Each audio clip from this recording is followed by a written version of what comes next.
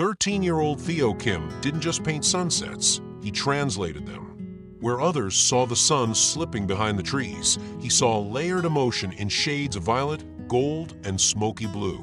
He didn't need reference photos or filters. The colors came to him, urgent and precise, demanding to be placed on canvas before the moment dissolved into ordinary time. From the outside, Theo looked like a quiet, slightly pale kid in a hoodie and worn-out jeans. To most, he was the type of boy teachers described as thoughtful or reserved. But inside, Theo's mind thrummed with color. Every time he blinked, it was like another frame of a kaleidoscope clicking into place, clouds shifting, light bending, the ordinary world becoming extraordinary. His bedroom in the small mountain town of Oak Ridge, Oregon, was more studio than sleeping space.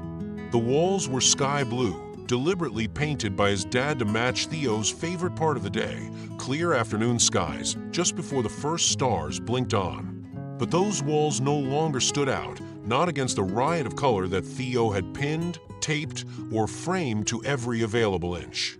Paintings hung in layered constellations, overlapping like the memories he tried to capture. Gold-flecked deer in twilight forests, moons veiled by indigo fog, birds with feathers made of melted sunsets. There was one recurring theme in nearly all of them: violet skies.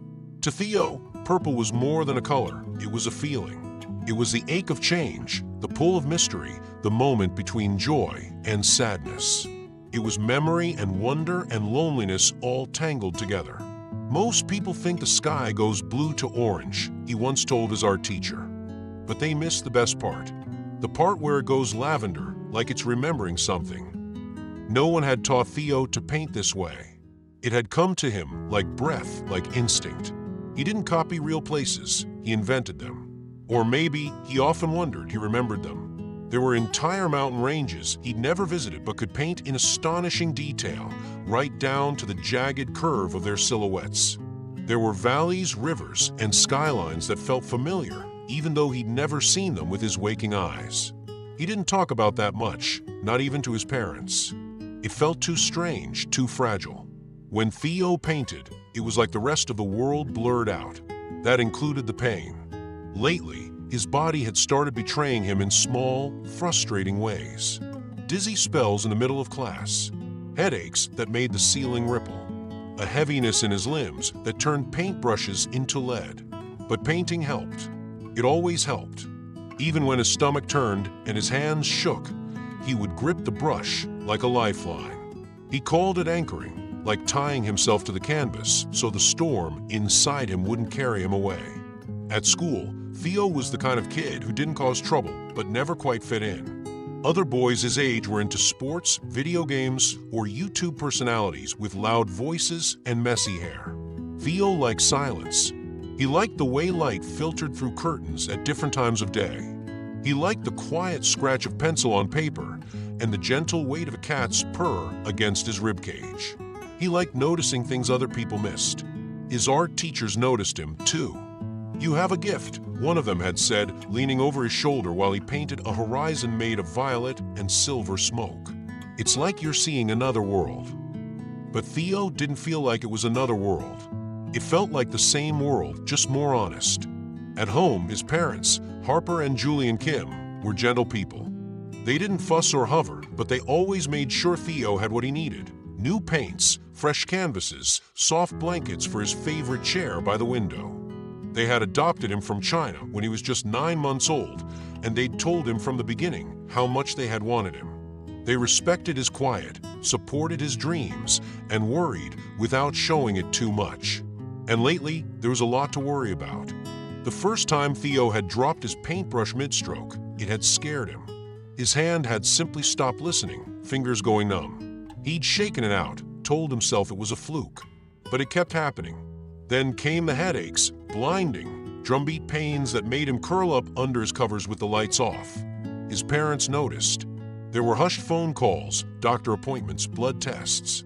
Theo tried not to let it slow him down. He painted through the fatigue. He painted when he couldn't sleep. He painted in the dark, using only memory and instinct. By now, his art had become more than just a passion. It had become a form of survival. His signature piece, a sweeping sunset over distant mountains, sat on an easel in the corner, unfinished but glowing. It had been weeks in progress. Every evening, he'd return to it, adding new layers, more contrast in the clouds, a deeper violet in the shadowed hills. It was his masterpiece, and he treated it with reverence, like a song that had to be sung just right. No one had told him to paint it. He simply needed to, like breathing. As his symptoms worsened, Theo clung to his art more fiercely. Each painting became a rebellion, a declaration: I'm still here. I still see beauty. I still create. He worried about the future. What if the pain got worse? What if he lost the ability to hold a brush? But he refused to let those thoughts win. His heart still beat in color. His soul still spilled out in violet. One day, while staring at the sky from his bedroom window, he whispered, I won't give up. Not on painting. Not on myself. Outside, the sunset obliged him. It streaked across the horizon in perfect layers of pink and gold, with just a kiss of purple beginning to bloom at the edges. It was a reminder. The violet always came last, but it always came. And Theo would be ready for it, with a brush in hand. The first time Theo Kim fainted was in the hallway outside his science class. One moment he was gripping his sketchbook, flipping through drawings of sunlit canyons and violet dusk. The next, his vision narrowed into a tunnel, and he crumpled like paper onto the linoleum floor. His teacher's voice blurred into white noise as concerned faces swirled above him, distant and shaky. That fall was the moment his parents decided they couldn't wait any longer. 2 days later, the family drove the hour-long stretch from Oak Ridge to Eugene, Oregon, passing winding mountain roads and sleepy fog-draped forests. The silence in the car was louder than any conversation. Theo stared out the window, watching the trees blur into green ghosts, while his mother, Lucia, gripped the steering wheel a little too tightly, and his father, Nathan, sat rigid in the passenger seat scrolling through online medical articles on his phone. The clinic in Eugene was bright and modern, with soft gray walls and cheerful art that seemed like it was trying too hard to be comforting. Theo didn't mind. He preferred hospitals that didn't smell like bleach or fake flowers. Still, his hands trembled when a nurse took his vitals, and his heart thudded too fast in his chest when they asked him to lie still for a CT scan. Dr. Ellen Stroud was the pediatric oncologist assigned to his case, a tall, calm woman with a kind face and a voice that didn't rise and fall with panic like everyone else's. She explained things clearly, without rushing or sugarcoating. When the blood tests came back, she asked to speak to the whole family together. The office had a small window that overlooked a flowerless courtyard. Theo sat between his parents on a soft leather couch, his legs swinging just above the floor. Dr. Stroud held a chart in her lap and began to speak. Theo, she said gently, you have a type of leukemia called acute lymphoblastic leukemia. It affects your blood and bone marrow. That's why you've been feeling dizzy, tired, and getting headaches. But the good news is we've caught it early, and this type responds very well to treatment. For a moment, the room didn't move. Lucia's hand flew to her mouth. Nathan went pale, as though the air had been knocked from his lungs. Theo blinked, waiting for someone to laugh or correct the words. But they hung there, leukemia, sharp and heavy like a stone dropped in a well. He had heard the word before. Cancer. His classmates Anne had it. His old art teacher too. Cancer was something that happened to grown-ups, not kids who like to paint purple skies. Not him. Am I going to die? He asked, and even though his voice was steady, it sliced through the room like a crack of lightning. No, Nathan said immediately, firmly, gripping Theo's hand. His knuckles were white. Dr. Stroud shook her head. The chances of survival with treatment are very high, but it will be hard. You'll need chemotherapy, strong medicine that fights the cancer but can make you feel sick. You'll lose your hair. You might feel very tired some days or nauseous, but you'll be surrounded by people who are here to help you through it. Theo stared down at his lap. He didn't care about the hair. Not really. What worried him was something else. Will I still be able to paint? Dr. Stroud smiled softly. Yes. On your good days, absolutely. And honestly, Painting might help you feel better. It gives your mind a place to go when your body feels weak." He nodded slowly. That was something. That was everything. Later that evening, they checked him into Valley Springs Medical Center, a medium-sized hospital nestled on the edge of Eugene. It was clean, bright, and full of buzzing machines that blinked silently in the corners of rooms. A nurse named Carla gave him a hospital bracelet and showed him to his room, where a narrow bed faced a window looking out onto a parking lot with a single tree trying to bloom. The first procedure was to place a port, a small catheter implanted just beneath the skin of his upper chest. It would make blood draws and chemo treatments easier. Theo hated the way it poked out beneath his shirt like a secret button, but he also understood it was necessary. The cancer was in his blood. The medicine had to go there too. On the third day of his stay, he met Nurse Danny. She breezed into his room with a burst of citrusy perfume and a pink lanyard covered in cat pins. She had short curly hair, a warm laugh, and eyes that crinkled at the corners when she smiled. Well, she said brightly, scanning his chart. "Theo Kim, age 13, artist in residence." He blinked at her. "How do you know I paint?" She pointed to the edge of his nightstand, where a small travel sketchbook peeked out from his bag. "That and your vibe," she said with a wink. Over the next several days, Nurse Danny became a fixture in Theo's new routine. She was the one who brought him ginger ale after treatments. She smuggled in little electric tea lights because she knew real candles weren't allowed, but ambience mattered. She never treated him like a fragile object. Instead, she talked to him like a fellow human being navigating something hard. One night, after a rough session that left him pale and trembling, she found him staring blankly at the ceiling. "You know," she said softly, adjusting the four-line, "sometimes your art helps us too. The nurses talk about your drawings. The way you use color, it reminds us there's still beauty in the middle of all this." Theo turned to her, surprised. Really, she said. "You're not just fighting cancer, Theo. You're giving people something beautiful to hold on to." That night, when the hospital hallways went quiet and the lights dimmed, Theo pulled out his sketchbook and began a new drawing. It was a simple one, a single hill with a sky full of lavender. But it was enough. It was hope, scrawled in pigment. It was light where there had been only shadows. He didn't know what the next few months would look like. But one thing was clear. Cancer had chosen the wrong kid. Theo Kim was going to paint his way through it. It started with a TV segment playing softly in the hospital's family lounge. Theo had wandered down the hallway during one of his better mornings, sketchbook in hand, hoping to find a little quiet. Instead, he found a story that would change everything.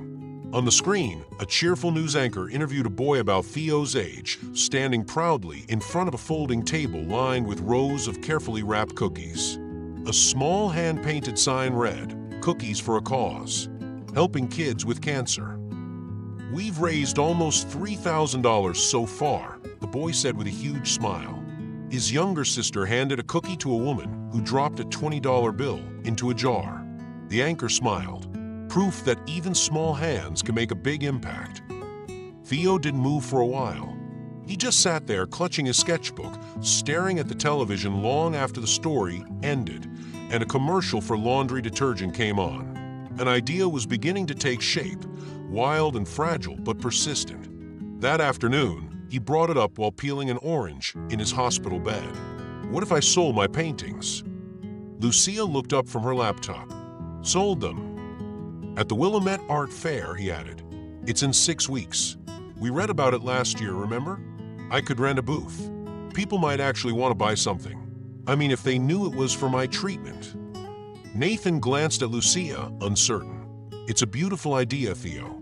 But are you sure you'd have the energy for something like that?" "Not by myself," Theo admitted. "But if I had help, maybe Harper could, and you guys too." His mother bit her lip. "We just want to be sure you're not taking on too much." Theo nodded.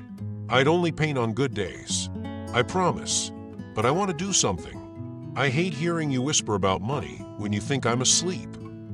Silence hung in the room, the kind of silence that feels like the edge of something. That evening, Harper came to visit. She brought a handmade get-well card covered in metallic stars and a drawing of a whale wearing a birthday hat. "So," Theo said, after they finished a quiet game of Uno, "would you help me run an art booth?" "An art booth?" "At the Willamette Fair. I want to sell paintings to raise money for treatment." Harper blinked. "Yes, 100%. You're a genius. I'll even wear a funny hat if it helps."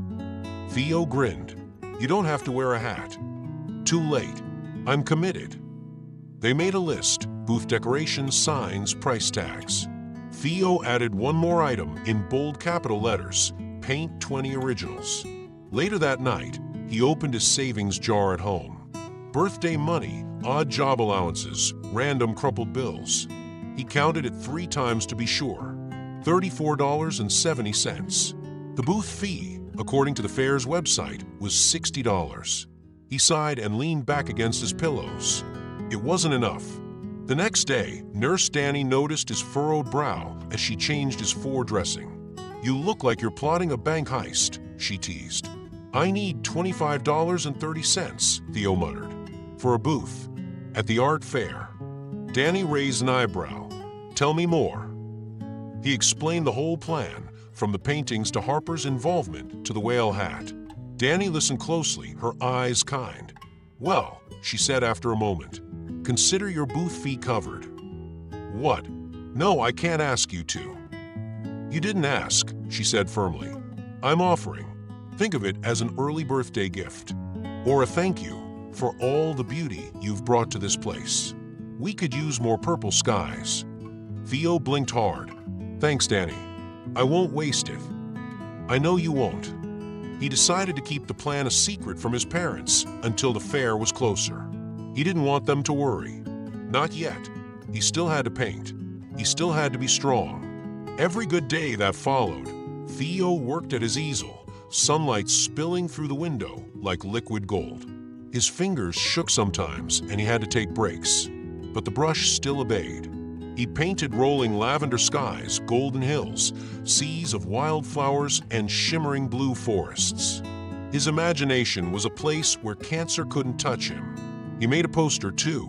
Harper helped him with the lettering, "Art for Hope." Underneath, in smaller font, it read, "All proceeds go toward Theo's leukemia treatment." They added stars and swirls and purple clouds around the edges. It looked like something out of a dream, something that might make people stop and smile. What if no one buys anything? Theo asked one afternoon. Harper shrugged. "Then we eat all the snacks and go home knowing we tried. But someone will buy something. Your paintings are magic." Theo didn't say anything. A small smile tugged at the corner of his mouth. He believed her. The first time Theo's hand slipped while painting, it felt like a betrayal.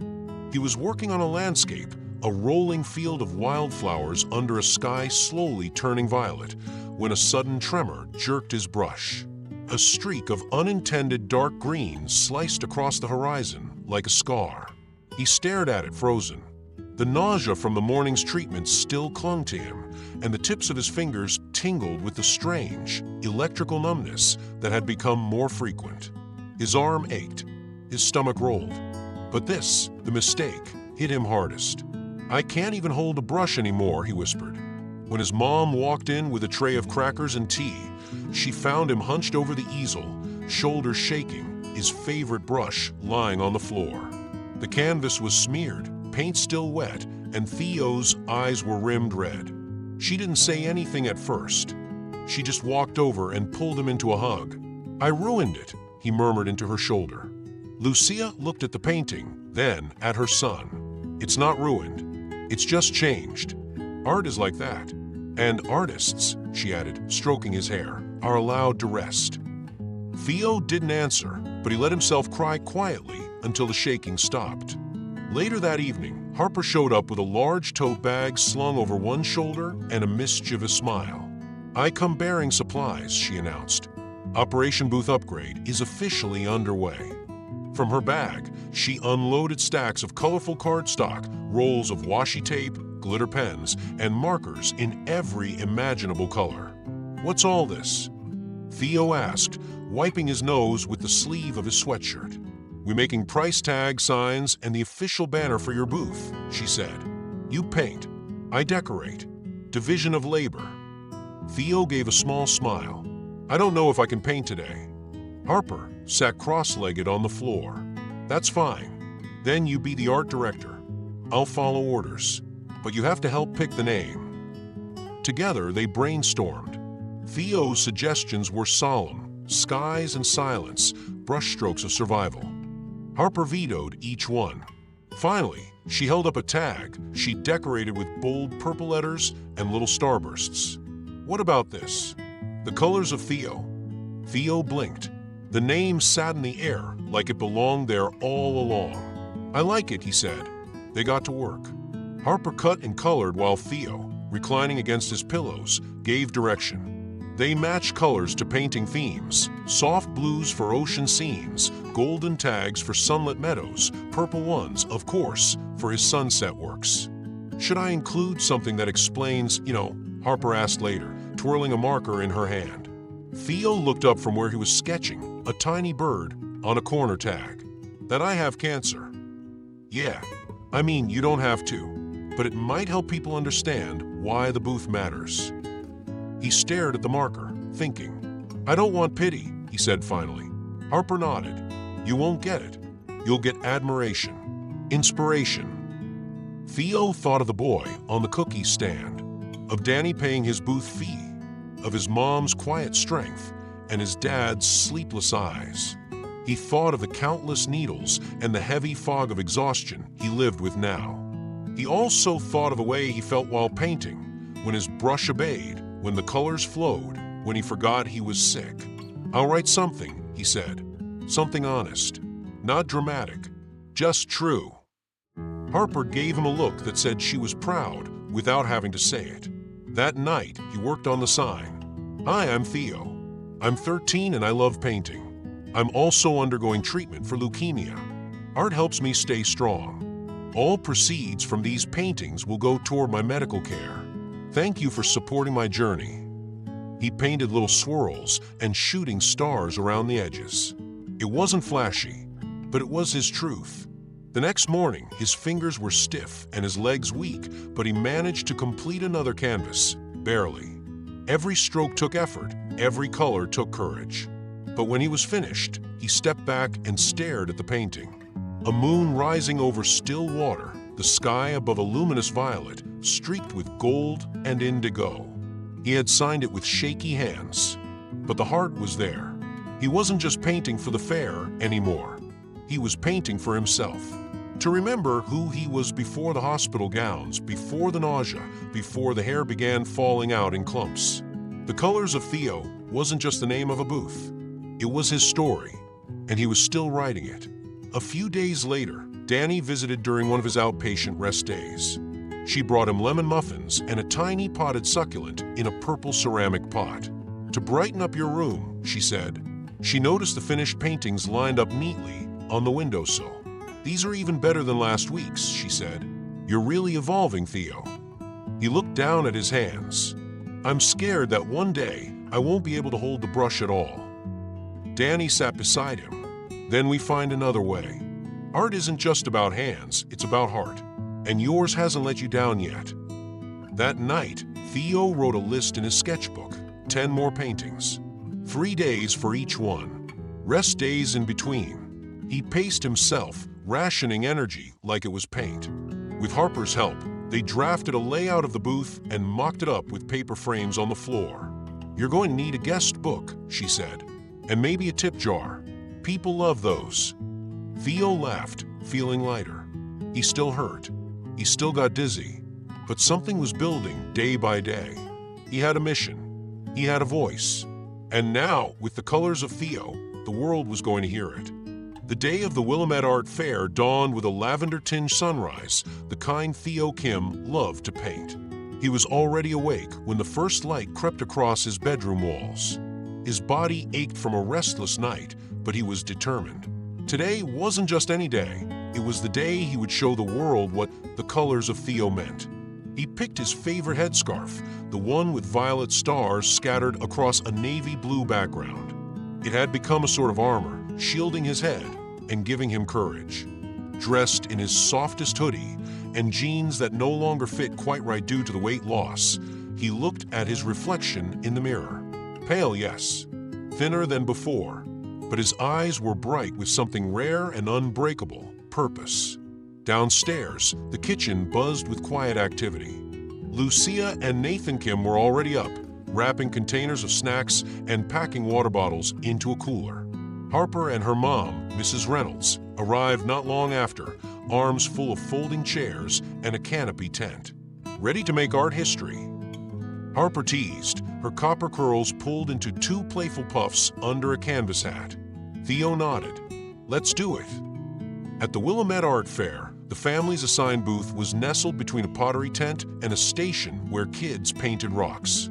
The space was just a 10 by 10 square of grass, but to Theo, it felt like a gallery opening at the Met. They laid out a floral print tablecloth, propped up lightweight easels, and began placing the paintings one by one. Each piece had been lovingly signed in the corner with a looping Theo K. Harper arranged the price tags they had crafted: purple for sunsets, gold for meadows, and teal for ocean scenes. The sign they had created, the one Theo had written in his own words, was laminated and placed front and center. People started trickling in. The first hour passed slowly. A few onlookers stopped to admire the paintings, commenting on the use of color, the emotion in the brushwork. But no sales. Theo sat in a folding chair, quietly sipping water, trying not to feel disheartened.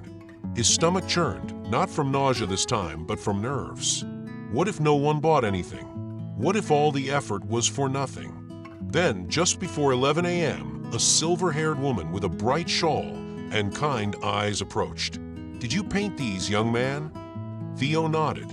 She studied the painting of a violet sky with a single white bird flying over the mountains. "This one reminds me of the view from my grandson's hospital room when he was recovering from leukemia. He's in college now, doing just fine." She smiled and reached into her bag. "I'll take it, and I'll pay extra." Theo blinked. "It's $40. She handed him a $60 bill. "It's worth more than that." When she walked away, Theo stared at the money in his hand like it was a miracle. After that, the energy shifted. More people came. A young couple bought 2 ocean scenes for their new apartment. A teacher purchased a vibrant meadow painting for her classroom. A small girl used her allowance to buy the tiny butterfly piece.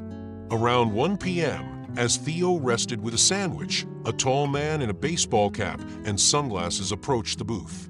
He wore a simple gray hoodie and walked with the easy confidence of someone used to being anonymous in plain sight. He didn't speak at first. He moved slowly, observing each painting like a collector studying masterpieces. He paused at the largest piece, a sprawling canvas of mountains beneath a glowing purple sky. "Did you paint this one too?" he asked. Theo nodded. "All of them."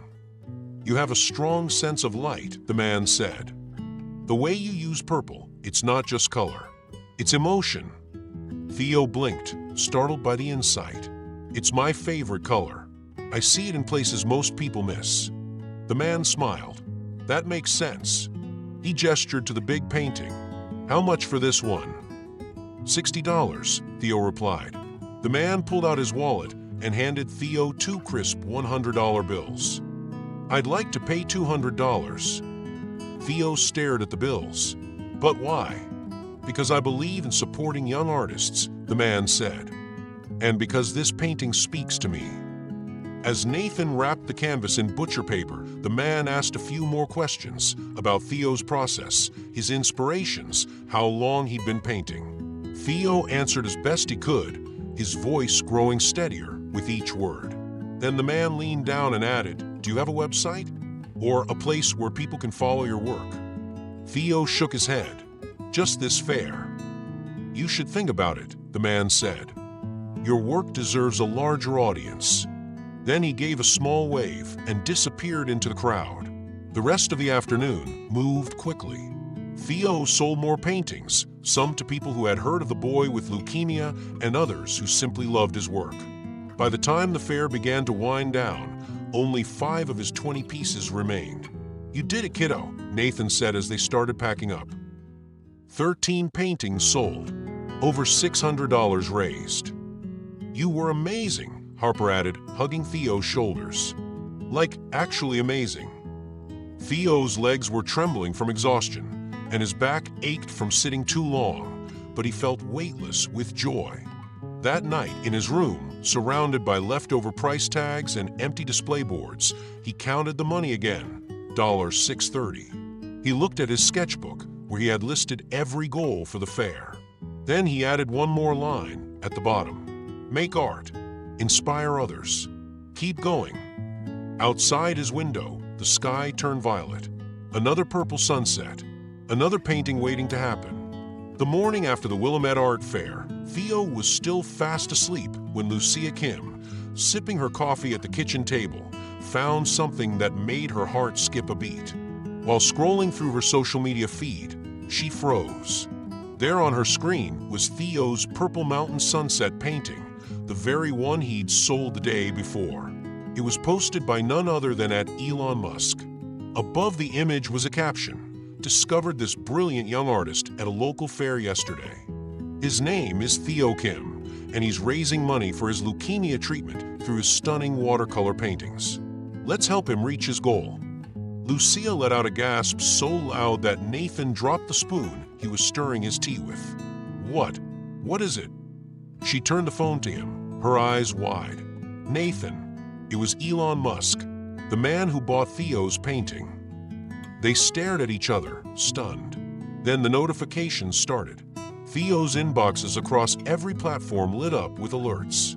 The post had gone viral in a matter of hours, thousands of retweets, reshares, likes, and comments. People from across the globe were asking where they could buy Theo's paintings. Some wanted to donate.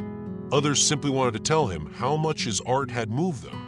Lucia raced upstairs and gently shook Theo awake. "Sweetheart, you need to see something." Groggy at first, Theo blinked at the phone in her hands. As the image and name sank in, he sat up straight, his heart thudding. "Is that real?" "Elon Musk." "It's very real," Lucia said, beaming. "And you're the one he's talking about." The house was abuzz with energy. Nathan set up his laptop in the living room to help manage the overwhelming flow of emails. Lucia called Harper's mom, Mrs. Reynolds, who rushed over with Harper. "We need a system," Mrs. Reynolds declared. "Julian can help. He builds websites. He'll know what to do." By early afternoon, Julian had built and launched a site called The Colors of Theo. The homepage displayed Theo's remaining paintings, a short biography, and a secure donation platform. They even added a blog where Theo could share his story and updates about his health and art journey. Within hours, traffic surged. The site received over 50,000 visits by nightfall. Paintings sold out in minutes. Messages from strangers around the world flooded in. "My sister is in remission now, but your story brought it all back. Keep going, Theo. Your art is magic. Thank you for reminding me there's beauty even in tough times. I've never seen skies like yours, violet and full of feeling. You're a light in the dark." One buyer paid $500 for a seascape and left a note: "I want this in my therapy office to remind every child who walks in here that beauty and strength come in all forms." Lucia cried reading the messages aloud. Nathan's hands trembled as he refreshed the donation counter. $10,000. Then $15,000. By sunrise the next morning, over $22,000 had been raised. "That covers it," Nathan whispered to Lucia. "That covers the new medication. And then some." News outlets started calling.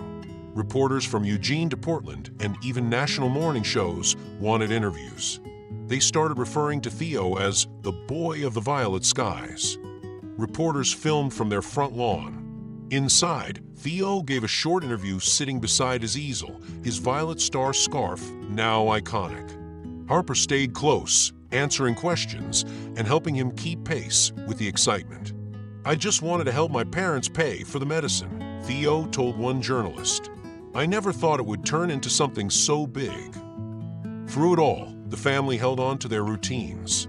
Nathan still cooked Theo's favorite ginger carrot soup. Lucia organized the growing chaos into manageable steps. Harper brought Theo his sketch pad every day, whether he had energy to draw or not. That evening, the family sat on the couch together, watching a national segment featuring Theo. The screen showed footage from the art fair, Theo behind his booth, Harper arranging paintings, the golden sun hitting the violet hues just right. "I don't know what it is," the news anchor said, "but this young artist's story has captured hearts across the country." Theo leaned against Lucia, whispering, "This all started with one painting." "No," she replied, wrapping an arm around his thin shoulders. "It started with your courage."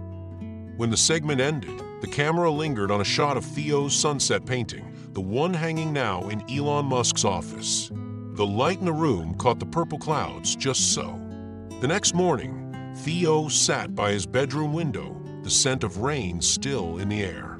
He opened a fresh pad of watercolor paper and picked up his brush. The first stroke was slow, then confident. Outside, the world buzzed with his name. But inside, Theo was simply painting again, a boy with a vision sharing his sky. Later that afternoon, Lucia received a call from a woman named Regina Walters, a producer with a nationally syndicated talk show. She wanted to fly Theo and his parents to New York for a live interview. "We'll cover all the expenses," Regina assured. "Theo's story is touching millions. We'd love for him to tell it himself." Lucia hesitated. Theo was still undergoing treatment. Travel might be risky, but when she asked Theo, he smiled. "Maybe not right now, but someday. I'd rather paint for now." That evening, Julian showed Theo the site's donation tracker. It had reached $31,600. "You've done something amazing," Julian said. "And not just for yourself. You're reminding people that art matters, that kindness matters." Theo nodded slowly, then looked at Harper and his parents. "It's not just me. It's all of us." And somewhere hundreds of miles away, Elon Musk sat in his office, gazing at a purple sunset painted by a boy he hadn't expected to meet, thinking about what unexpected connections can spark when one act of kindness leads to another. The colors of Theo were reaching farther than he had ever imagined. The days that followed were filled with a different kind of energy. Theo's strength ebbed and flowed with his treatment, but the outpouring of love from around the country gave him a new kind of endurance. Letters began arriving in brightly colored envelopes, addressed in the wobbly handwriting of children. Some had stickers, others drawings. Every single one had something in common: inspiration. Kids from coast to coast had seen the news reports or read about Theo online and wanted to reach out. They drew their own violet sunsets and mountain silhouettes. One boy from Montana painted a desert sky with purple clouds and wrote, "I never liked painting until I saw yours." A girl from Florida sent a picture of herself in a hospital bed, wearing a lavender headscarf, holding up a sign that said, "Thank you, Theo. I'm painting again." Theo read every letter. Lucia taped them up around his room, turning his bedroom into a gallery of gratitude. "Look what you started," she whispered one morning, kissing the top of his head as he held a crayon portrait of himself drawn by a 6-year-old cancer patient named Marissa. The responses didn't stop with kids. Renowned painters and illustrators started sending packages, carefully wrapped brushes, professional watercolors, sketchbooks with embossed covers. One celebrated artist, Miles Andretti, wrote a handwritten note on thick parchment paper. "Theo, I see a fearlessness in your skies. It's a rare gift. Keep creating. The world needs it." Harper was stunned when a lavender-colored keyboard arrived with a card from the indie band Glass Owls. It read, "We wrote our last EP under skies like the ones Theo paints. Play a few chords when the colors don't come." Theo laughed and promised he'd learn their hit song someday. Mrs. Reynolds received calls and emails from gallery owners in Denver and San Francisco. "If Theo's health allows, we'd love to host a showing," they said. "There's something universal about his skies." Lucia jotted the offers down in a notebook, not for now, but for later. One afternoon, a thick envelope arrived from a children's hospital in Seattle. Inside was an invitation for Theo to come speak, and paint with their young patients. You've shown kids that their dreams don't end with a diagnosis, the letter read. You've reminded them that they can still create, still hope. That message resonated deeply. Theo began to see that what he had started went beyond raising money for medicine. His art had become a symbol of survival, of strength, of what beauty could emerge from even the darkest days. Local schools reached out to start art fundraising drives inspired by Theo's story. One elementary class in Idaho sold handmade bookmarks and donated the proceeds to childhood cancer research, with Theo's Purple Skies printed at the top. Another middle school in Arizona launched a program called Paint It Forward, where each student created a piece of art to donate to local hospitals. Doctors and parents wrote in too. One mother, whose son had just begun chemotherapy, sent a tear-stained note. "My child hasn't smiled in weeks, but when he saw your painting, he asked for a brush.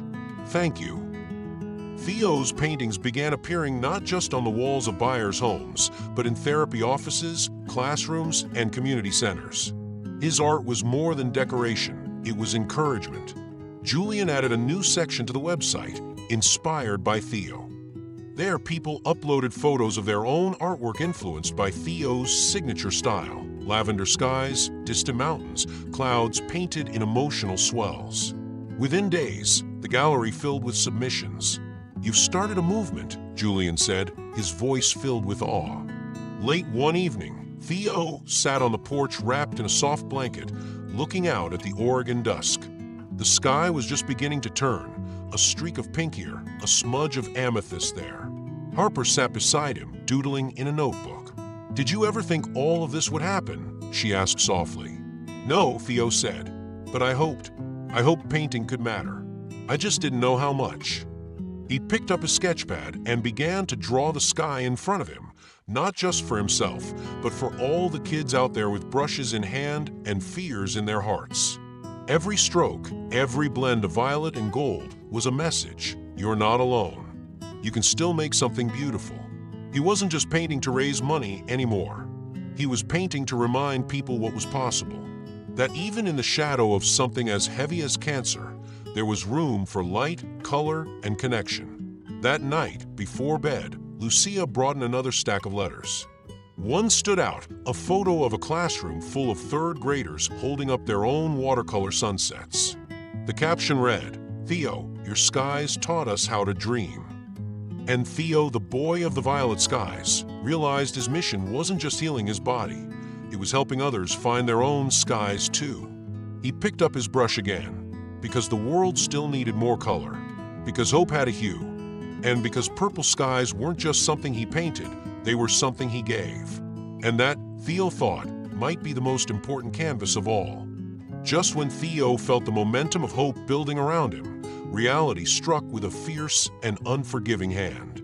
A new round of chemotherapy had begun, more intense than the last, and its effects hit his body like a thunderstorm. The first day brought nausea that clung to him like fog, followed by days of aching bones, sleepless nights, and an overwhelming fatigue that dulled even his passion for painting. By the end of the week, Theo's temperature spiked dangerously. Lucia noticed the heat radiating from his forehead as she helped him into bed and didn't hesitate. "Nathan," she called to her husband, urgency in her voice. "We need to take him in. Now." Within the hour, they were back at Valley Springs Medical Center. The emergency team moved quickly, drawing blood, starting fluids, and prepping a hospital room. Dr. Patel appeared with a somber face. "His white blood cell count is low, and we suspect an infection. We're admitting him for observation and antibiotics." Theo, barely able to keep his eyes open, nodded. He didn't have the energy to argue. He just wanted the pain and dizziness to stop. But when he heard his mother quietly rescheduling his long-awaited video call with Elon Musk, tears welled up. "I was supposed to talk to him," he whispered, voice cracked. "What if I don't get another chance?" Lucia sat on the bed beside him, brushing the damp hair from his forehead. "You will. When you're stronger. He'll understand." But Theo didn't feel strong. He felt defeated. Like everything he'd worked for, raising the money, inspiring others, connecting with people who understood his art, was slipping away. "I think I let everyone down," he said one night to Nurse Danny as she adjusted his foredrip. "You didn't let anyone down," Danny said firmly, her dark curls tucked behind her ears. "You've been stronger than most adults I know. And healing isn't a straight line. Sometimes we fall back before we move forward." Theo wanted to believe her, but the guilt gnawed at him. He dreamed feverishly that night, a swirling mix of stars and lavender clouds. In the dream, he stood beside Elon Musk on a floating platform in space, painting an endless violet sky onto the hull of a spacecraft. Elon handed him a brush and said, "This is the galaxy you've made, Theo." He awoke drenched in sweat, unsure of what was real. Lucia brought more letters and cards from home, hoping they would lift his spirits. Most days, he was too tired to read them. But one morning, Nathan arrived with something different, a photo sent in by a father in Wisconsin. It showed a little girl, maybe 6 years old, wearing a purple beanie just like Theo's. She held up a painting of a sunset in hues of plum and gold. "She's in treatment too," Nathan said. "Her dad said she watched your news interview and asked to paint like you." Theo blinked at the image, his heart aching in a different way. "She painted this because of me." "Because of you," Nathan confirmed, placing the photo beside Theo's bed. That simple moment, one child inspired by another, sparked something inside Theo. He realized that even though his body was faltering, the ripple effect of his story was still moving forward. Art wasn't just about canvases sold or exhibitions planned. It was about connection, courage, and the stories others dared to create because he had started his own. When Harper came to visit later that day, she brought a fresh sketchbook, thinking it might cheer him up. "No pressure to draw," she said, settling into the chair. "But I thought it could be nice, when you feel like it again." Theo flipped through the blank pages, the crisp scent of new paper somehow comforting. He didn't have the strength to lift a brush, but he imagined what he might draw. A sky streaked with healing, with warmth instead of fever. "Maybe this is part of the painting too," he said quietly. "The resting part." Harper smiled. "That's a beautiful way to look at it." Over the next 2 days, the antibiotics began to work. His fever lowered, and the pain in his chest dulled to something manageable. Dr. Patel remained cautious, but optimistic. "You're improving. Slowly but surely. That's what matters." Julian updated the website to explain Theo's hospitalization and asked supporters for patience. The response was immediate. Messages of love and understanding poured in. No one asked for refunds. No one complained about delays. Instead, they sent encouragement, prayers, and stories of how Theo's journey had changed their own lives. Mrs. Reynolds started reading the messages aloud during visits. "You made us believe in purple skies again," one woman wrote. "You reminded my son that being sick doesn't mean giving up." As Theo recovered, Danny taped a new sign on the wall across from his bed. "Healing is an art too." One evening, Theo sat up enough to watch the sun set through his hospital window. It wasn't as grand as the Oregon skies at home, but it had a softness that comforted him. He opened Harper's sketchbook and with a shaky hand began drawing again. Not a masterpiece, just a whisper of a cloud, a curl of violet over faded orange. Lucia watched him, tears in her eyes. "You're still creating," she said softly. "Because it still matters," Theo replied. And deep in his heart, he knew this was just another chapter, another layer of paint on the canvas of his life. He hadn't failed. He was just resting. And the world, he was learning, could wait. Because art takes time, and so does healing. Theo was still regaining his strength. The shadows of his recent infection barely lifted when something extraordinary happened. It was a gray, unassuming morning at Valley Springs Medical Center. Rain dotted the windows, and Theo was reclining in bed, sketching abstract streaks of lavender with trembling fingers when a soft knock came at the door. Lucia looked up from her reading chair. "Come in," she called, expecting a nurse. But the man who stepped into the room was not wearing scrubs. He had no badge, no clipboard. Dressed in a dark jacket and jeans, his presence carried a quiet gravity. And then Theo saw his face. "Elon Musk." Theo whispered, disbelieving. Elon offered a warm smile, and a nod. "Hey, Tel, I hope it's okay. I stopped by. I was in Oregon for a meeting and thought I'd visit in person since we missed our video call." Lucia stood, stunned. "Of course, it's more than okay. Please come in." Theo's eyes were wide as Elon pulled a chair beside the bed. "I wanted to thank you personally. Your painting, the one with the mountains and the violet sky, it spoke to me in a way I didn't expect." Theo swallowed hard. "I never imagined you'd actually see it." "Well, not only did I see it, I couldn't stop thinking about it. And not just because it was beautiful." Elon's voice softened. "My cousin Sarah had leukemia when we were kids. She was also 12. We were very close." Theo listened, his breath still shallow, captivated. "She used to paint too," Elon continued. "And her favorite time of day was dusk. Purple skies meant something to her. Your painting reminded me of her spirit, her resilience." Theo blinked. "Is she okay now?" "She's more than okay. She's a pediatric oncologist now, helping kids like you." A small smile tugged at Theo's lips. "That's amazing." "I think so too," Elon said. "That's part of why your painting hit me so hard. It brought back those memories and reminded me of how powerful art can be." He reached into a leather portfolio and handed Theo a printed article. "This is about a new treatment, still in clinical stages but promising for cases like yours.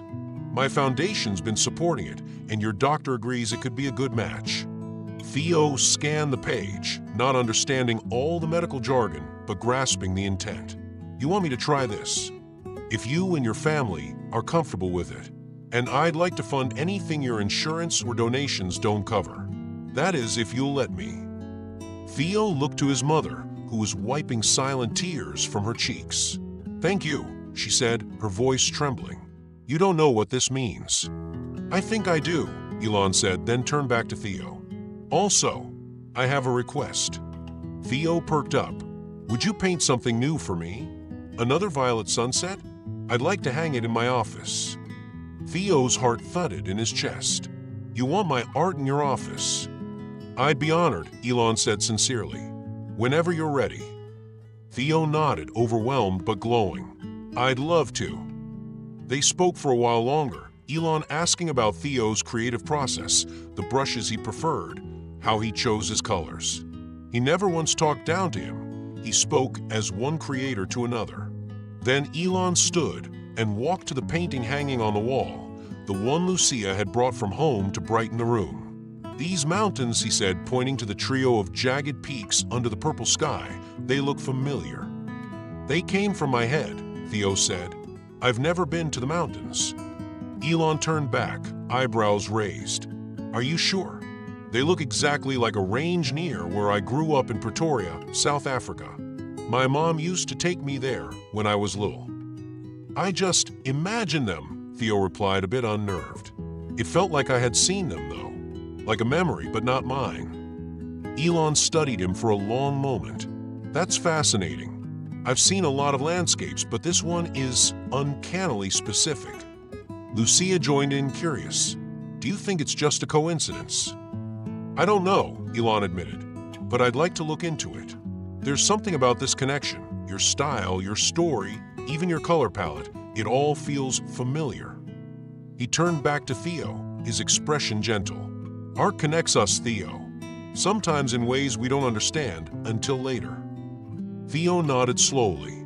"I think maybe I was painting a place I needed, even if I'd never been there." Elon smiled. "Or maybe, in some strange way, it needed you." He said his goodbyes, promising to stay in touch. The room felt quieter after he left, like something magical had momentarily stirred the air. Lucia hugged her son tightly. "I don't know how all this came to be," she said, "but it's real. And it's yours." Theo glanced at the painting on the wall. He saw it differently now, not just as an escape or dreamscape, but maybe as a message, a thread connecting lives across time and space. And for the first time since his diagnosis, he didn't feel lost. He felt found.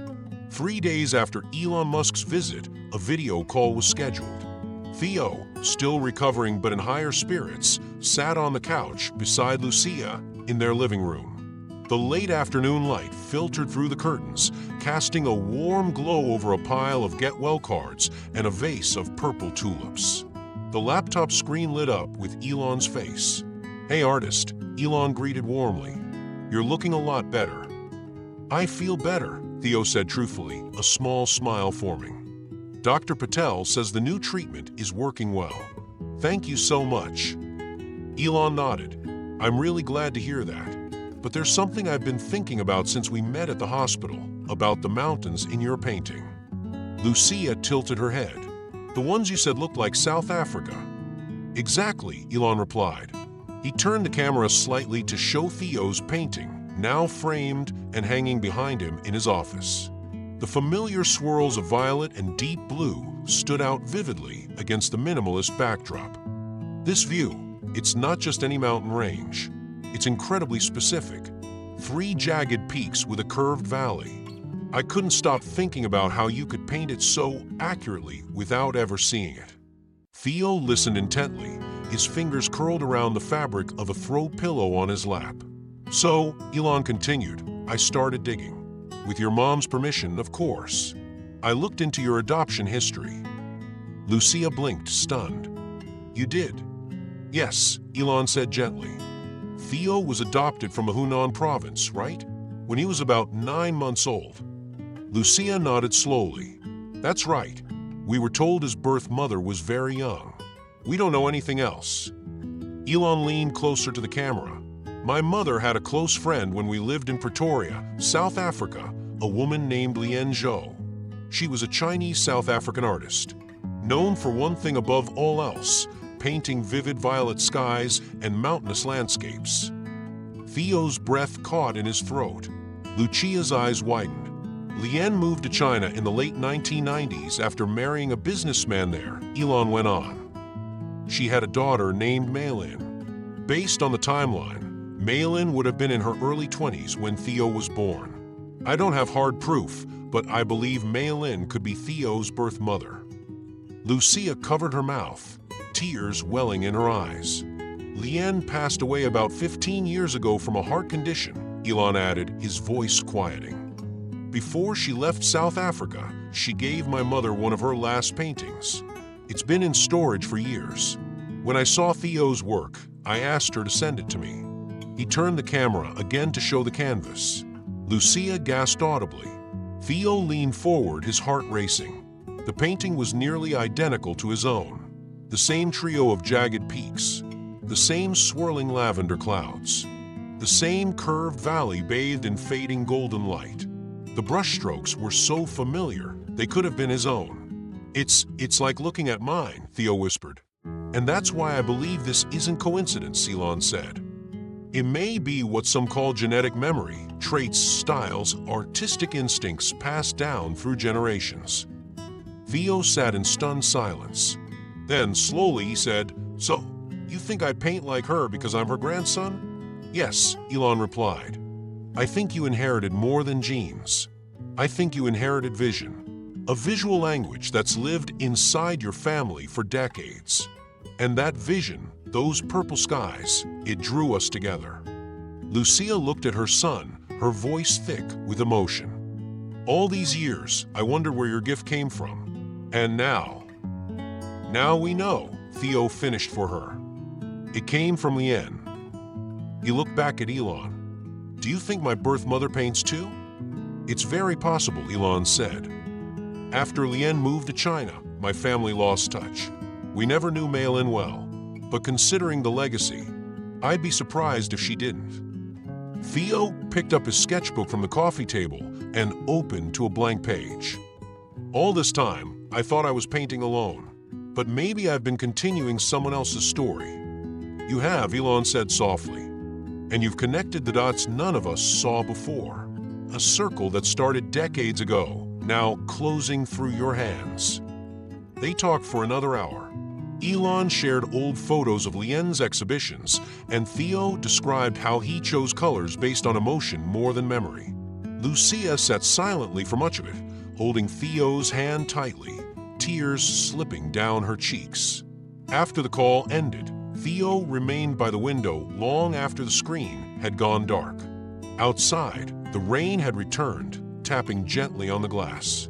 He flipped to a new page and began to draw, not with doubt, but with clarity. A new mountain range formed under his pencil, one he had never seen in real life, but knew in his bones. There was a path winding through the valley, disappearing into the mist. This time, the purple sky didn't feel imagined. It felt remembered. And for the first time, Theo understood. He wasn't just an artist. He was an heir. He was a continuation. He was home. The next morning, Theo woke early. The weight of the previous day's revelations still hung in the air like the lingering scent of rain. Downstairs, Lucia was already on the phone with Elon Musk's assistant, arranging for copies of documents related to Lien Zhou's life and artistic work to be shared. Though still reeling from the news, Theo felt a calm clarity. Something fundamental had shifted. He sat at the kitchen table with his sketchbook open. His fingers moved instinctively, tracing soft outlines of mountain peaks and rolling valleys. Every stroke echoed with something older than himself, something familiar he couldn't explain. He was painting from memory, but not his own. Later that morning, Lucia joined him, setting a mug of warm chamomile tea beside him. She watched him sketch in silence before finally speaking. "You look so much like her," she said softly. "In the photos Elon showed us, Lien had the same intensity in her eyes, the same calm focus." Theo didn't look up. "It's strange. I used to think I saw those mountains in dreams. But now I think maybe they were memories passed down. Like I've been painting with hands that aren't just mine." Lucia nodded, her voice thick with emotion. "Maybe you've always been in conversation with her, through colors, through skies." Later that afternoon, Elon called again via video. He looked less formal this time, wearing a black hoodie, his hair slightly disheveled. "Hey, Theo. I've been thinking a lot about our conversation. I spoke with a friend, Dr. Chemo, a neurogeneticist in Cape Town. She studied transgenerational artistic expression, what she calls aesthetic memory." Theo leaned forward, intrigued. "She believes," Elon continued, "that in rare cases, children of artists can inherit not just motor instincts, but preferences in composition, color, and subject. The patterns your brain gravitates toward might reflect what your grandmother practiced for decades." Lucia joined the call and asked the question lingering on everyone's mind. "But how is that even possible?" "It's still a theory," Elon admitted, "but your son's case might be one of the strongest examples yet. We have Lien's painting, Theo's painting, the matching style, and the same unique mountain view. If we can find more records, photos, birth certificates, it might confirm everything." Theo swallowed. "So I might really be her grandson, and mail in my birth mother." Elon nodded. "We'll start the search, if you're open to it." "I am," Theo said quietly. "I want to know." The next few days were filled with quiet intensity. While Theo rested between treatments, Lucia and Nathan searched through old adoption papers, reaching out to the agency that handled Theo's case. Harper brought over homemade cookies and sat with Theo, helping him brainstorm titles for new paintings. She was bursting with questions, but careful not to overwhelm him. Meanwhile, Elon's team made calls to South Africa and China, hoping to track down more information about Lien Zhou and mail-in. Online forums buzzed with speculation. Supporters flooded the website not just with orders and donations, but with letters of encouragement, some sharing their own adoption stories and long-lost family connections. Theo felt a strange duality, still the boy in Oak Ridge facing leukemia, still tired from treatments, but also something more, something vast, a vessel for a legacy, a continuation of a voice that had once painted the same purple skies. One afternoon, a package arrived. Inside was a high-resolution scan of another painting by Lien Zhou, mailed from South Africa by Elon's mother. It was hauntingly familiar, jagged peaks, cloud-filled skies, and a narrow trail that seemed to vanish into a lavender mist. It mirrored Theo's most recent drawing exactly. Lucia held the print in her hands, stunned. "You drew this last week," she said, "before we ever saw this." Theo nodded slowly. "I didn't draw it. I remembered it." They decided to frame both pieces, Lien's original and Theo's echo, and hang them side by side above the fireplace. Lucia added a small plaque beneath them, Legacy in Motion. As news of the potential familial connection spread, experts and artists around the world weighed in. Some dismissed it as coincidence. Others called it miraculous. Theo was invited to appear on a televised art and science special about creative inheritance. Though his energy was still limited, he agreed to record a short message. On screen, wearing his violet star-patterned scarf, Theo looked into the camera and said simply, "I used to paint because it made me feel safe. Now I paint because I understand it's who I am. Maybe my skies came from someone else, but they still belong to me." The response was overwhelming. Hashtags like #LegacyInColor and #TheoandLien began trending. Art students recreated Theo's skies. Musicians wrote songs titled Purple Valleys. A museum in San Francisco reached out, asking to feature Theo's and Lien's paired works in a temporary exhibit called Echoes of Sky. Late one evening, Theo sat by his bedroom window, sketchbook balanced on his lap, watching the Real sky turn soft with dusk. The violet hues deepened into navy, streaked with coral and rose. He whispered aloud, "I see you now." Whether he meant the sky, his grandmother, or the path ahead, he wasn't sure. But he knew this.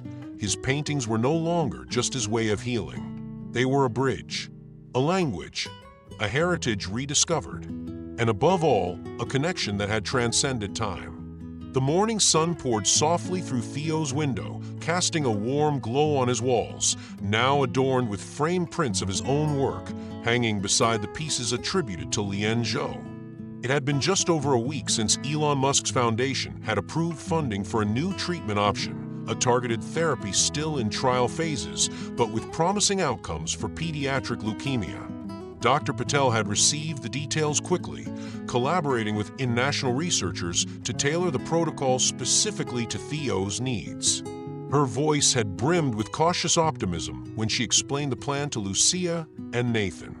Theo, listening from a hospital bed, felt a cautious flutter of hope. By the third day of the new regimen, the difference was unmistakable. The heaviness in his limbs began to lift. His appetite returned in small waves, and the endless fog in his head started to clear. For the first time in weeks, he didn't wake with nausea clenching his stomach. When Harper visited, carrying a sketchbook and 2 orange popsicles, she gasped in delight upon seeing him sitting upright, brush in hand. "You're painting again," she exclaimed, dropping her backpack with a thud. Theo smiled, his eyes bright but still framed by dark circles. "Tried this morning. It felt right. Not perfect, but better."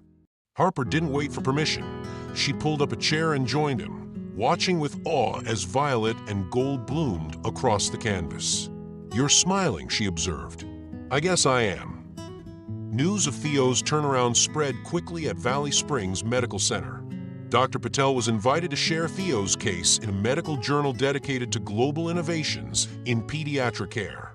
Nurses who had watched him fight through fever and fatigue now peeked in to admire his paintings and offered gentle encouragement. Back at home, Theo's website, managed now almost entirely by Harper and her tech-savvy cousin Julian, had been updated to reflect the new phase of his journey. The home page featured a new tagline, "From healing hands to hopeful skies." Orders and donations continued to arrive, but now messages from buyers included phrases like "no rush" and "take your time, artist." Theo also began updating the blog section with entries about the emotional process of healing through art. In one post titled "Brushstrokes and Blood Cells," he described how every color he mixed now carried a deeper meaning. Painting wasn't just creative, it was cathartic. One afternoon, he received a short video message from Elon Musk. "Hey Theo," Elon said, seated in front of a wall of sketches and rocket designs. "Just wanted to say, your latest piece, the one with the indigo ridgeline and moonlight shimmer, it's brilliant. You've taught me to look at art with new eyes. Thank you." Theo watched the message 3 times, heart pounding. He played it again for Lucia and Nathan, who were both stunned into silence. As the days passed, a rhythm returned to Theo's life. There were still hard mornings and sluggish afternoons, but the lows no longer swallowed him whole. He was more than his treatment schedule. He was creating again, and with each new canvas came a flicker of confidence, stronger than before. During one quiet evening, Lucia walked into Theo's room to find him layering shades of dusk onto a half-finished painting. The music from Harper's shared playlist played softly in the background. "Smells like turpentine in here," Lucia said, teasing gently. Theo chuckled. The scent of progress. She sat on the edge of his bed, watching as he worked. "You know," she said, "I think your spirit was never sick. Just your body needed time to catch up." Theo paused, considering her words. "I think the painting helped keep my spirit awake." That night, Lucia updated the blog with her own reflection. "We watched our son return to the easel. And with every brushstroke, a part of him returned to us too." A few days later, an email came from the museum in San Francisco. They had finalized plans for the exhibit. Echoes of a Sky would feature not only Theo and Lienjo's twin works, but also a section dedicated to Theo's blog entries, letters from fans, and photos from his art fair debut. The exhibit would open in 6 weeks. "Will I be well enough to go?" Theo asked Dr. Patel during his checkup. "If your progress continues like this," she said, smiling, "you might even walk in under your own steam." Harper squealed when she heard the news. "Road trip," she declared. "We need matching t-shirts. Maybe something like Theo's Crew, painting anew tomorrow." Theo laughed harder than he had in months. That evening, as the sun dipped behind the evergreens outside his window, Theo stood at his easel. He looked healthier now, still thin, still fragile, but upright glowing. He adjusted his starry violet scarf, dipped his brush in a wash of twilight blue, and began a new painting. This one had no name yet, but he knew what it was about. Not pain, not survival, not even legacy. It was about wholeness, about coming back to life, not just in body, but in spirit. And with every stroke, he painted not the story of illness, but the story of becoming. For the first time in what felt like forever, Theo didn't feel like a patient. He felt like himself. 2 months after the first purple skied painting was posted online, the world seemed to know Theo Kim. His website, The Colors of Theo, hit over 500,000 unique visitors, an astonishing number for a 13-year-old boy from Oak Ridge, Oregon. Orders flooded in from places Theo had only seen in geography books: Brazil, Norway, Australia, and Japan. Each day brought a new flurry of messages, support, and sales. One morning, Harper burst through the front door, waving a large envelope. "Theo, it's from Toronto. It's from the Modern Canvas Gallery." Theo opened it with shaking hands. The letter inside was on thick, cream-colored paper, inviting him to participate in an upcoming international exhibition titled Children of Vision. It wasn't the only one. A gallery in Chicago had requested a solo exhibit, while an institution in Barcelona wanted to pair his work with pieces by emerging young prodigies from around the world. Lucia read the letters aloud, eyes wide with awe. "They're calling you a phenomenon, Theo. Not just an artist, but a voice." A week later, an article appeared in Art Sphere International, a renowned contemporary art magazine. The cover read, "The Indigo Horizon, Inside the World of Theo Kim." The 8-page spread detailed his unique aesthetic, traced his family story, and even featured side-by-side comparisons of Theo's and Lienjo's works. Art critics called him a blend of emotional instinct and intuitive tradition. "Theo," Nathan said over breakfast, still holding the open magazine, "they're comparing you to Achaean Kramaric and Iris Grace." Theo blinked. "They're actual legends." "So are you now," Harper added, already doodling ideas for a celebratory banner. Across the globe, his influence quietly took root. Teachers in South Korea shared his art in virtual classrooms. A school in Sao Paulo launched an initiative called A Violet Sky a Day, a mindfulness and art project for children undergoing treatment.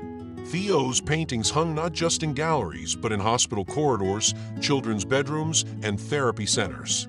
Julian, Harper's tech-savvy cousin, redesigned the website to include translated pages in Spanish, French, Korean, and Mandarin.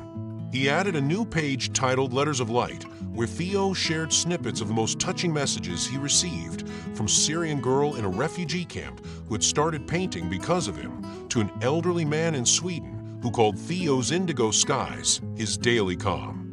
When a prominent school of arts in New York asked Theo to deliver a remote keynote on creative courage, his knees went weak. But Harper squeezed his hand during the call, and Theo spoke from the heart. "I used to think art was something I did to escape," he said to the hundreds of students watching. "But it turns out it's how I show up in the world. Even when my body couldn't stand, I could still paint. That kept me going." After the talk, dozens of young patients emailed him, sharing how his story had helped them find new strength. That same week, Harper proposed an idea while they painted side by side in his room. "What if we started a project?" She asked. "Not just your art, but workshops for kids in hospitals. We could bring them art kits. Paint with them. Show them what you showed me. We could call it Color Forward. Like moving forward one color at a time." Lucia and Nathan were on board immediately. With guidance from nurses and a few sponsors, they planned to launch the pilot at Valley Springs Medical Center before the end of the year. Another unexpected surprise came in the form of a publishing deal. A major children's publisher proposed a book titled Theo's Sky, a collection of his paintings accompanied by short journal entries and reflections. Theo insisted on including fan letters too, saying they're part of the story. As work on the book began, a phrase kept resurfacing in his writing: "A violet sky a day." It started as a way to document his mood, some days cloudy, others luminous, but soon it became a mantra. Kids painted it on posters. Supporters shared it as a hashtag. Cancer wards across the country hung banners that read, "A violet sky a day." "It's become a symbol," Dr. Patel remarked during one check-in. "A symbol of persistence and of grace." By the end of the second month, Theo was not just a young painter anymore. He was a movement, an emblem of the power of art, resilience, and inherited magic. His identity wasn't bound to a diagnosis, a hospital room, or even a viral moment. It was something much bigger, anchored in purpose. "You know what I think?" Harper said one evening as they painted under fairy lights. "What?"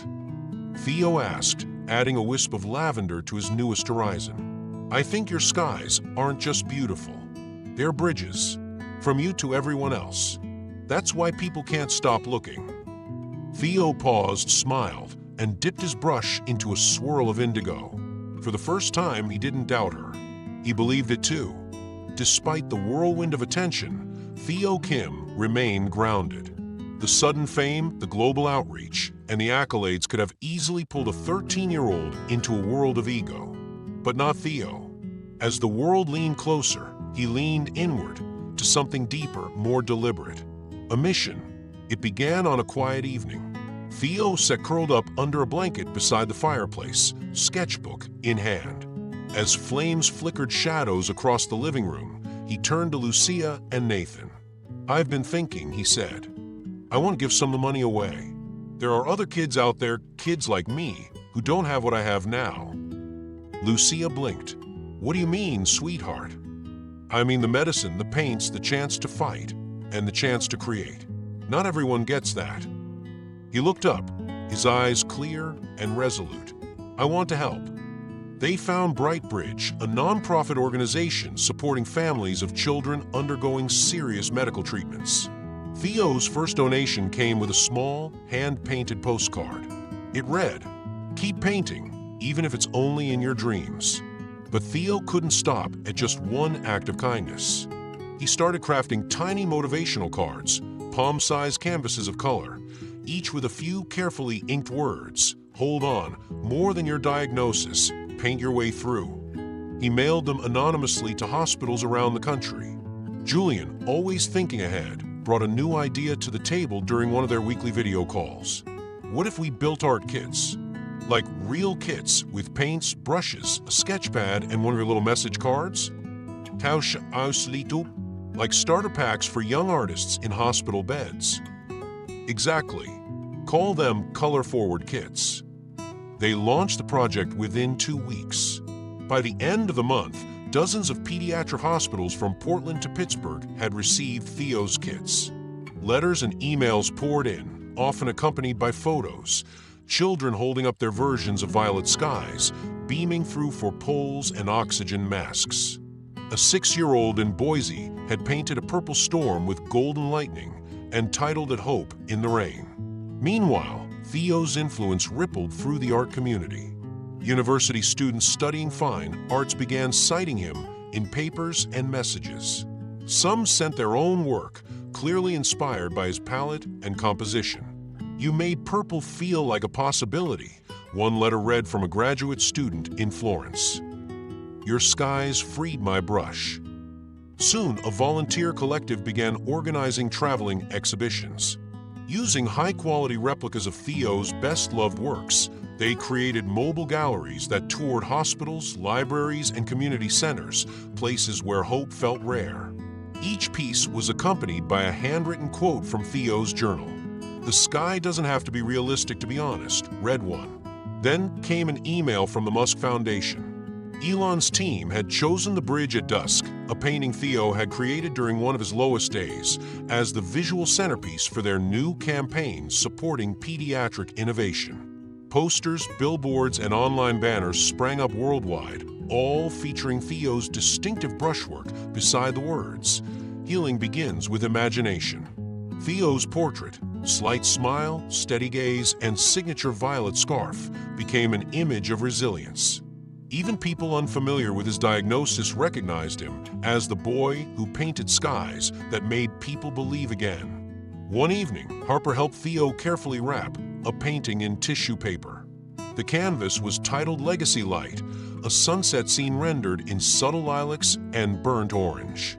They included a letter written in English and Mandarin. The recipient, Durban Children's Hospital in South Africa, the last place Lien Zhou, Theo's grandmother, had exhibited before she passed. The message read, from her grandson with love, "May her skies continue to inspire." A reply came within days. The hospital was honored and would display Theo's painting next to a preserved piece of Lien's in their pediatric oncology wing. Meanwhile, the project Theo and Harper had started expanded beyond their town.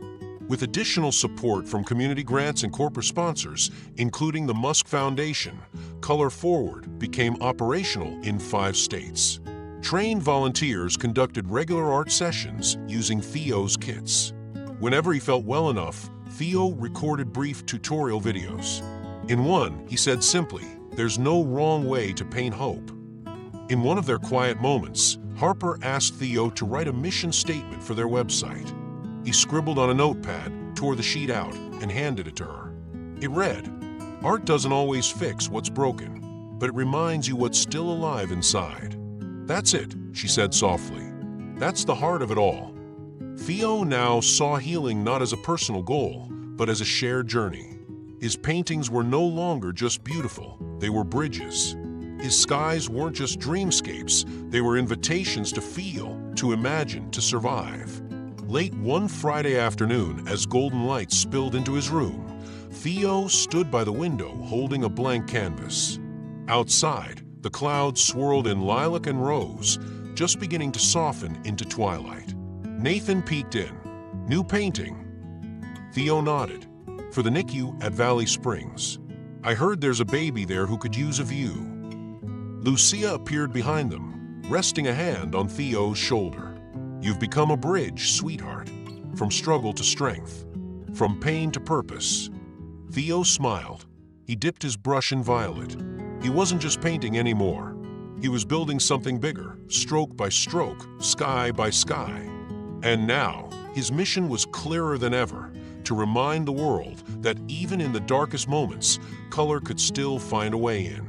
After the whirlwind of attention, interviews, orders, and the growing scale of Color Forward, Theo Kim found himself yearning for something simpler. Not less meaningful, just quieter. He told Harper one evening, curled in a blanket on the back porch, "I think I need to unplug for a while. Just be a kid again for a bit." Lucia and Nathan agreed. Theo's schedule had been busy even on his low-energy days. So they dialed things back. No more interviews, fewer emails, a break from commissions. For the first time in weeks, his days were open. It started with a walk, a real one, outside through the pine-lined trails that wound just outside of Oak Ridge. Theo and Harper, backpacks lightly packed with snacks and sketch pads, explored the old hiking trails they used to visit before his diagnosis. The air was crisp, and the earth smelled like moss and pine. Theo tilted his head toward the sunlight filtering through the leaves and smiled. "These mountains," he said, sitting on a mossy boulder to sketch, "they don't look exactly like the ones I paint, but somehow they feel familiar." Harper, munching on trail mix, watched him work. "Maybe you're seeing them the way your heart remembers them." Over the next few weeks, Theo sketched endlessly. Not bright violet sunsets this time, but something different. Night skies, foggy woods, dreams captured in charcoal smudges and deep blues. He called the new series Between Dreams and Mist. "It's about uncertainty," he told Harper one evening as they reviewed the works taped to his bedroom wall. "About healing not being linear. About floating between hope and fear." The pieces were raw, haunting, and beautiful. Some featured silhouettes of children standing at the edge of forests. Others showed fog-shrouded mountains where soft lights peeked through. He worked mostly in black, gray, deep violet, and midnight blue.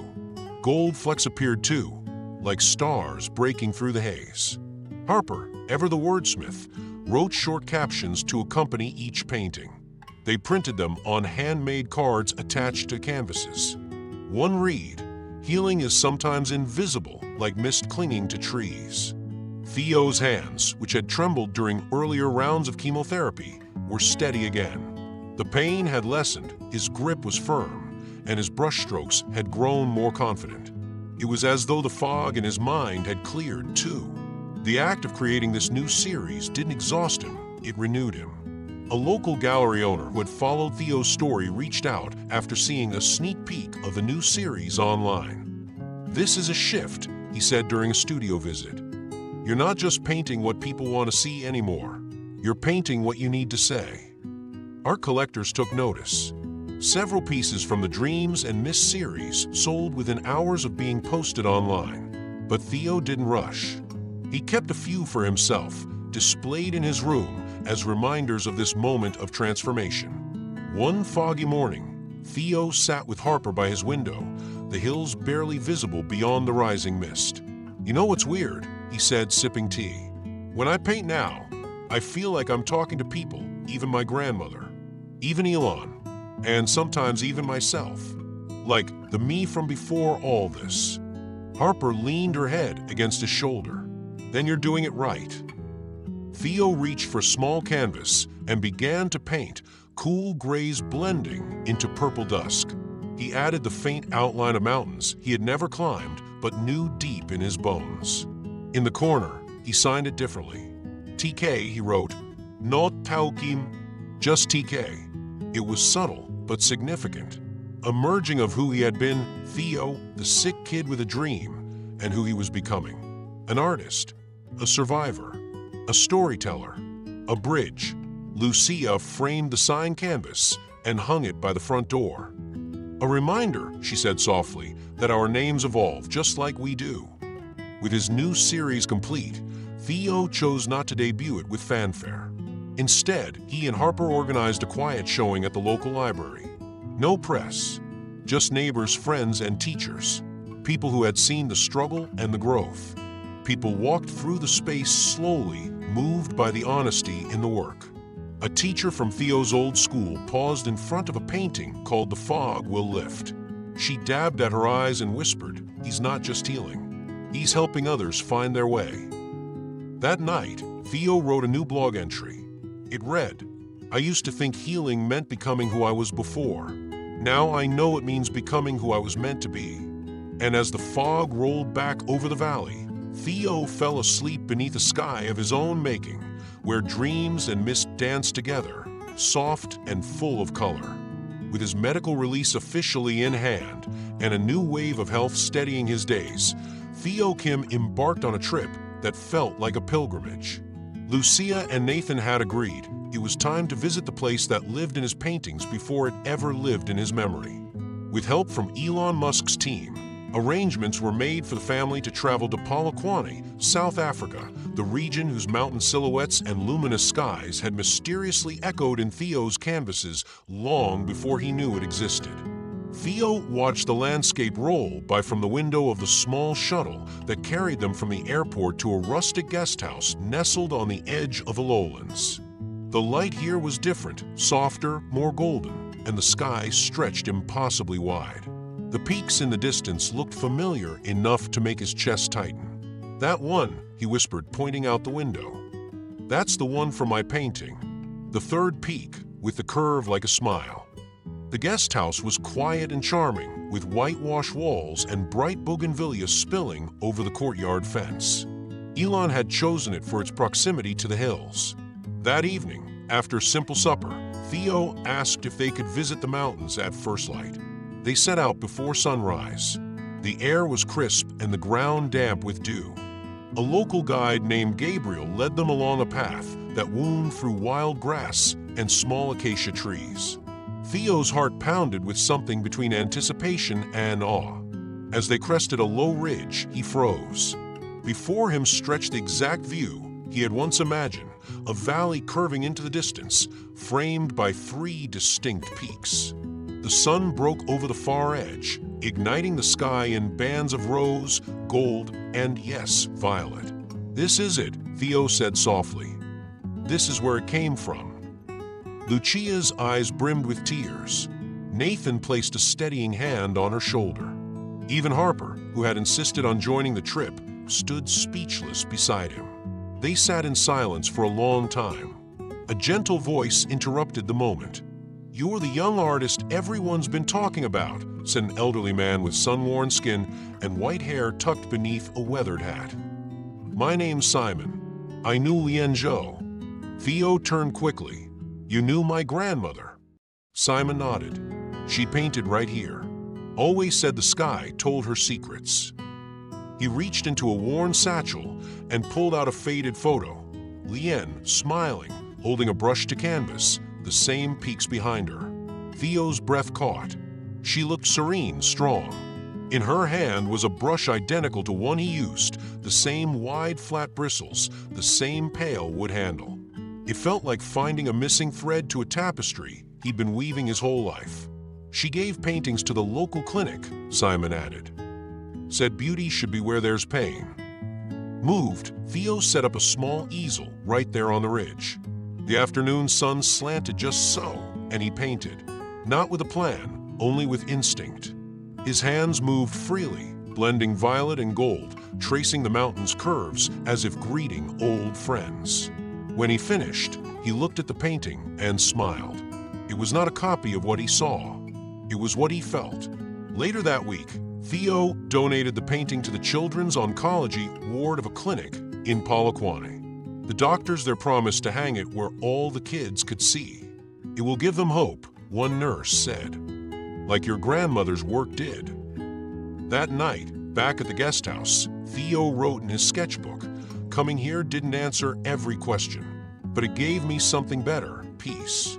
A sense that I belong not because of what I know, but because of what I carry inside. I didn't find home. I recognized it." Before returning to the U.S., they visited one last place, the cemetery where Lien Zhou had been laid to rest.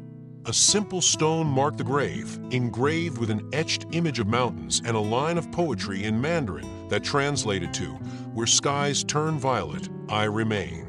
Theo placed one of his own mini paintings at the base of the stone.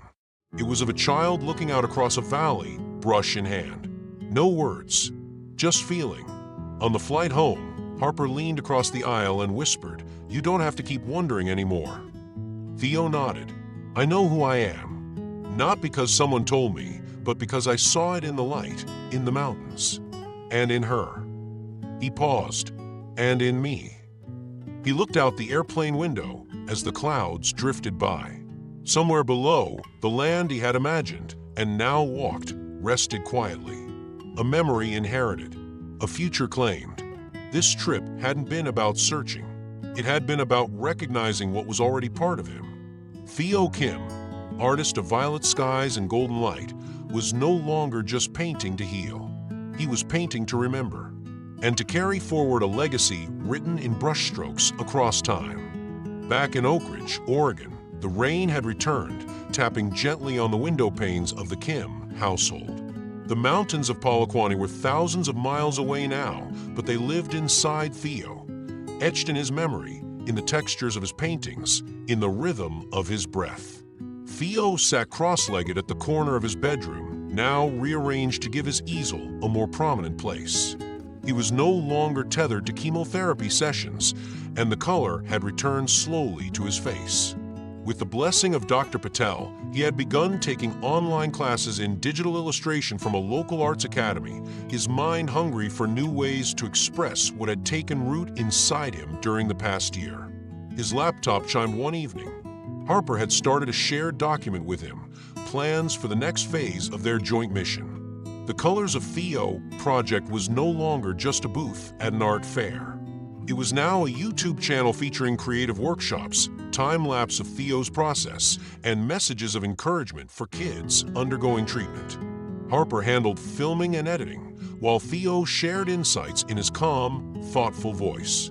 Their chemistry, artist and storyteller, made the videos unexpectedly compelling. Elon Musk sent another message, short and powerful. The world needs your colors. Keep painting.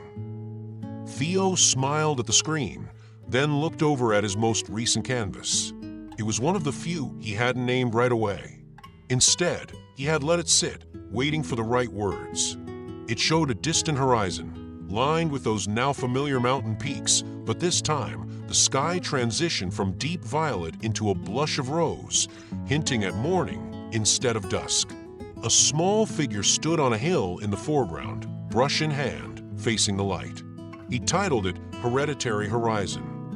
Julian, Harper's tech-savvy cousin, helped relaunch the website. Now it didn't just feature Theo's artwork, it traced his journey from diagnosis to discovery. It included a gallery dedicated to collaborative projects, fan submissions, and a section called Letters of Light, where children from around the world could send in messages, stories, or artwork inspired by their own challenges. One morning, Theo opened a letter from a boy in Brazil, also recovering from cancer. "I saw the sky turn purple last night," it read, "and I thought of you. So I painted it. My mom says it's the best thing I've ever made."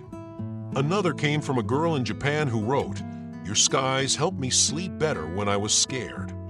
A filmmaker reached out next, proposing a documentary.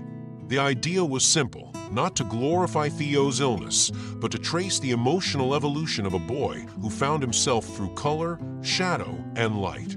The documentary, titled Brushstrokes Between Stars, premiered at a small film festival in Oregon, then unexpectedly gained traction at larger ones across North America. It was lauded not just for its subject matter, but for its emotional sincerity. Despite the spotlight, Theo remained grounded. He took regular offline breaks, unplugging from a whirlwind to walk trails with Harper, sketch in silence, or just lie in a hammock watching clouds pass. On one of their hikes, as they overlooked a mist-covered valley, Harper asked, "Do you ever miss how things were before?" "Sometimes," Theo answered, his voice soft. "But I wouldn't trade what I found because of all this. Even the pain gave me something. Perspective. And the people I met, like you, Elon, even my grandmother through her art, I carry them all now." The final painting in his newest series bore the signature TK. It was the first time he'd signed a piece that way, not as a child named Theo, but as someone transformed. It represented both his initials and a closing of the circle. The work, featuring foggy twilight and scattered stars, bore a quiet message of arrival. "I don't want to be remembered just as the kid who got sick," Theo told a reporter in a later interview. "I want to be known as the artist who painted hope." And he was. Schools used his paintings as part of lessons on resilience. Art teachers shared his work with students learning to use color emotionally. The phrase "one purple sky a day" became a hashtag, a movement, and a campaign for pediatric cancer awareness. He and Harper, now business partners and best friends more than ever, continued growing their outreach. With funding from donors and Elon's foundation, they expanded their art workshops to hospitals across 5 states, sending kits and creating an interactive video series for kids too ill to attend in person. One day, Harper asked him to record a message for the end of their next video. Theo sat quietly for a moment, then looked into the camera with that familiar calm. Everyone has a sky inside them. Some days it's blue, some days it's dark. Mine's violet, because that's where I found meaning. If you've ever felt lost or small or scared, try painting your sky. Find your color, then share it. You never know who's waiting to see it. He smiled gently. And if you're watching this, tell me, what does your sky look like today? Drop your answer below. I'd love to see where you're from and what colors you're carrying. A simple call to connect, not just a prompt for likes, but an invitation to be seen. Because for Theo Kim, art wasn't about fame or even survival anymore. It was about reflection, connection, and the infinite light that could live inside even a single brushstroke of violet.